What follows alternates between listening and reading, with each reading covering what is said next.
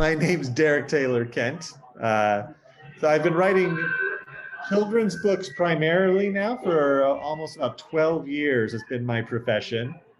So I have everything from newborn books for board books for babies to fun and educational picture books for ages 3 to 8. My big break came with a series called Scary School. It's book 1 and book 2. It's a 4-book series. I got a book deal, a 3-book deal with HarperCollins for that series. That's what kind of launched my children's book writing career. And soon after that, I got another book deal for a bilingual book series called El Perro con Sombrero. That's actually book 2 in this series.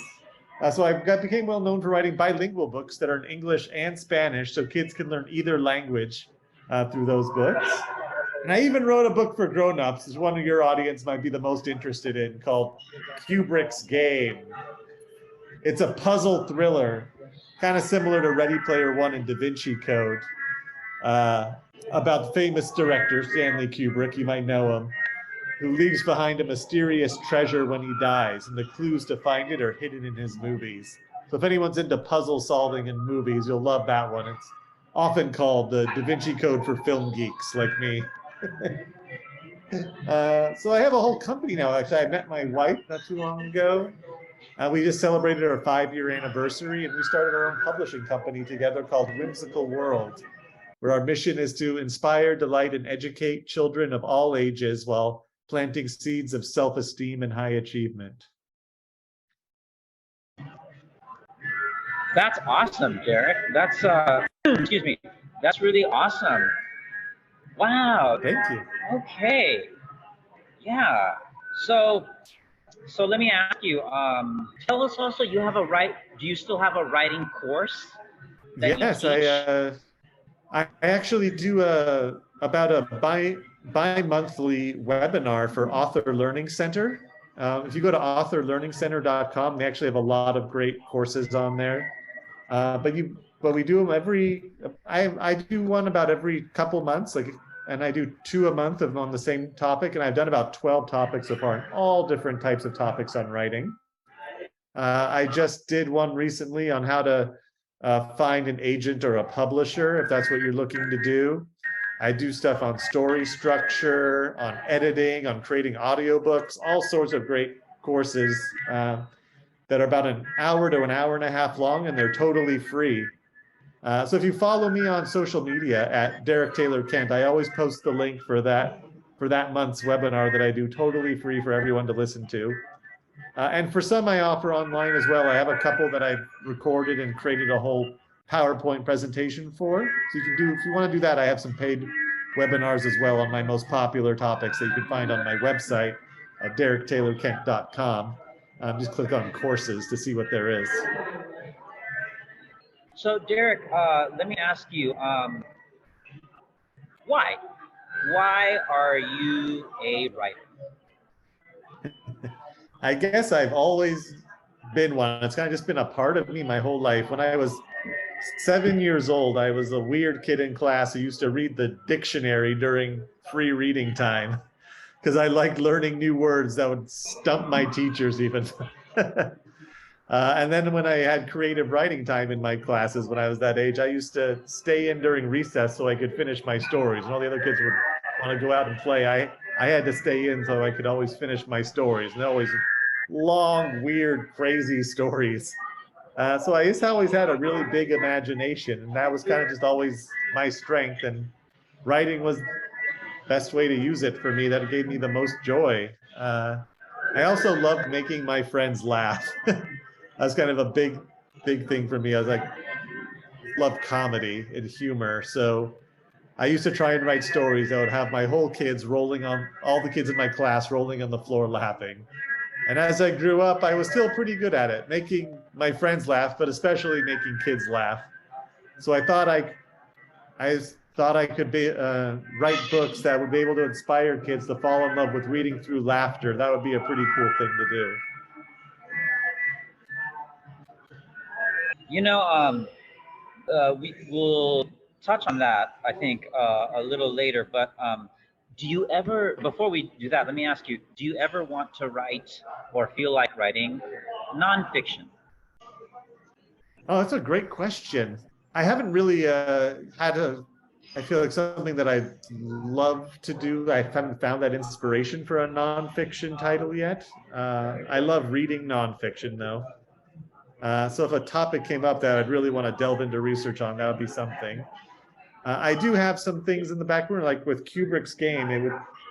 It could have been a nonfiction book. It could have been a straight nonfiction analysis of Stanley Kubrick films.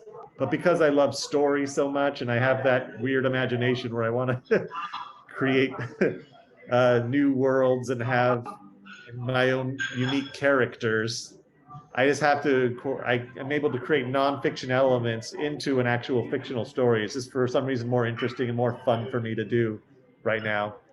And because I love humor, I think everything fiction lends better to my personal style. But if something nonfiction came up that was inspiring enough, I could see myself getting into it and possibly doing something like that. Possibly nonfiction about writing or about creating a publishing company. That's something I could definitely see myself doing. Okay. Okay. Now, okay. Now, I I love to read. I'm not home right now, but I do have books on my shelf, and I love to read. And I am going to read Kubrick's Game. It has not arrived yet. I'm in the Philippines. Things take a It might take a little few while weeks, here. yeah. Yeah. It might take a while, just a little bit. But anyway, but I love to read physical books. I even have a book with me. That's proof that I that I like to read. So this is a book that I'm reading now. I'll read the title, but as you can see, it's a physical Oh, a Star book, Trek book. right? Yeah, that's Okay. awesome. Ah, you caught that? Yeah. Oh yeah, awesome. Yeah. I love yeah, and it's good. I'm If enjoying you're a it. Star Anyway, Trek fan, but you know Jonathan Frakes did the audiobook narration on Kubrick's Game. I saw that. I So did you see might, that. I so that saw was that. pretty fun. Yeah. And let's just, since you mentioned Jonathan Frakes, let's test our geekiness here a little bit. Uh-huh. Did you know he was a voice of one of the villains of the cartoon Gargoyles? Did you know that? Oh, I didn't know that. I know he's done some great voiceover work though, and I was very excited to have his voice on Kubrick's Game, and I chose him because he's also such a great director, and I wanted a narrator who would really connect with that aspect of the book, the love of filmmaking and directing that permeates through the entire book. You know, so I thought he was really, I could tell it kind of hit home for him in a personal way. And he won an award for it even. He won the Reader's Favorite Award for Best Audiobook of the Year. It came out in 2017. So he got a whole medal and everything for it. For Kubrick's Game? Yeah, it was Best Fiction Audiobook of the Year for Nice. the Reader's Favorite Awards. Nice. So you're not just an author, you're an award-winning author. A few, maybe. That's awesome. That's really great. Well, it's funny. I told you I used to take a lot of years ago. I used to take a lot of road trips, and I would listen to audiobooks. And while we were emailing to schedule this interview, you said, "Oh, why don't you just listen to the audiobook of Kubrick's Game?" And then I said, "Oh, I'd rather read it. I only listen to audiobooks when I take road trips or things like that." Like I just showed you, I had a book in my bag to read physical books. So here, I have kind of an interesting question for you, which is, Uh-huh. I have never read a book on a device. I've never downloaded a book to my phone. I have no intention to read a book on a device. What do you think, Derek? Should we read physical books like I'm doing right now, like with the book in my bag, or should we read books on devices, or are both okay? Do you have a preference? My preference is actually still physical books as well. I think it is kind of, I don't know why, it's just not as tactile, interesting an experience to have it on a little device, or maybe an iPad is different. I've never really actually owned an iPad or tried to read a book on one. And you have the limitation of needing to get charged. A book never needs to get charged. You can't run out of it. But the nice thing about it is you can do it in the dark. So there have been times where I've kind of needed to read something in the dark. So it's been really nice to have the light up feature on the phone, being able to read it in the dark. But books are heavy to carry around. Maybe not everyone wants to carry around a book and they want to read on the go all the time. So I think both definitely have their advantages, everyone's lifestyle is different. I think that might suit them better. Some people love to collect books and have them and see them on their shelves, and and it brings them so much joy seeing all the books they've read, and it reminds them everything they've learned. And you can't get that experience very well looking on your phone and everything. I have a lot of friends who collect signed books as well. You can be special. Like everyone, a lot of times people tell me when I see them out live, like, oh, I'll just read the ebook on that. But I'm like, hey, but you can't get the ebook signed. You get the book here, you get a signed book, and I can personalize it to you. Put your name in it, and maybe do a little fun little puzzle inside for you to solve. So there's just like a personal connection that you can get with a real book that you can't really get with an ebook right now. But everyone, I don't think there's a right or wrong answer. Everyone has their preference, and I think both are, as long as they're reading, it's great. Yes, definitely. As long as they're reading, that is great. And in fact, one of the things I like to do is I love doing this. I read a book, I finish it, and then like if it's a friend's birthday or we just got done with Christmas or for whatever occasion, I give them the book that I just finished reading, even if it's a book that I love and I want to keep. After I finish reading it, I'll write a little note in the book, in the pages of the book, and then I'll give it to them as a gift. Yeah. Yeah, that's fantastic. That's a wonderful personal gift that you can do. Yeah, that's a good point as well. I love doing it. So we both just said as long as people are reading, that's good.